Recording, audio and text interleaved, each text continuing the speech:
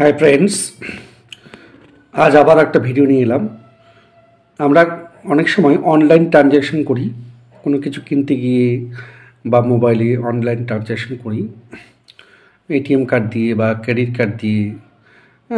Online transaction করি, তো online transaction field হয়ে যায় কখনো কখনো, কিন্তু অ্যামাউন্ট ডেবিটেড হয়ে যায় অ্যাকাউন্ট থেকে।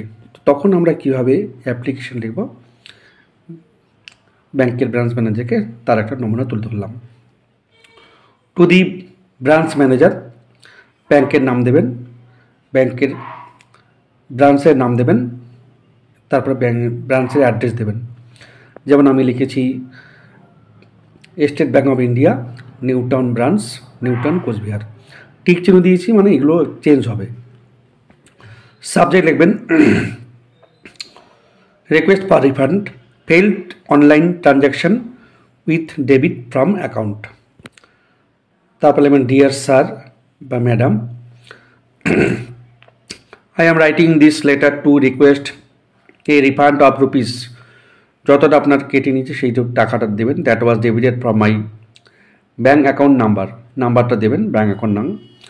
অন মানে তারিখ দেবেন, তারপর লিখবেন due to a failed online transaction. On মানে যেদিন আপনি ট্রানজ্যাকশন করেছেন সেদিন তারিখ দেবেন, তারপর লিখবেন due to a failed online transaction.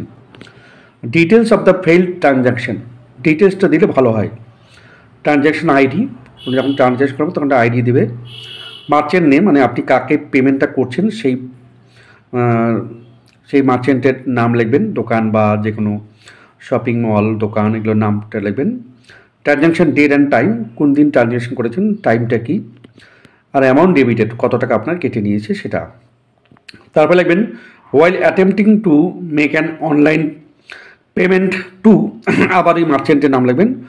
On মানে আবার তারিখ লিখবেন। The transaction displayed that the payment was not successful. However, upon checking my bank statement, I noticed that the amount has been debited from my account despite the failed transaction notification. So therefore, I request you to investigate this matter and process refund of the debited amount back to my account at the earliest. তারপর ডান দিকে yours sincerely, আপনার নাম দেবেন, mobile number দেবেন। যেমন আমি দিয়েছি SK Barman, আপনার মোবাইল নাম্বার দেবেন। বা দেখে লিখবেন আপনার অ্যাড্রেস, যেমন আমি লিখেছি নিউ টাউন কোচবিহার, তারপর তারিখ, যেদিন আপনি অ্যাপ্লিকেশন লিখলেন সেদিন তারিখটা দেবেন। এইভাবে আপনি ফেইল্ড অনলাইন ট্রানজ্যাকশন এর বিষয়ে অভিযোগ জানিয়ে ব্যাংকের ম্যানেজারকে চিঠি লিখতে পারবেন। যদি ভালো লাগে আমার এই লেখা, যদি উপকারে আসে আপনাদের, আমার এই পরিশ্রম সার্থক হবে। দয়া করে একটু আমার পেজটা লাইক, শেয়ার, কমেন্ট করবেন, ফলো করবেন, যাতে অন্যরাও এই ভিডিওটা দেখতে পায়, যাতে তাদের কিছুটা হলেও কাজে লাগে। ভালো থাকবেন, বাই বাই।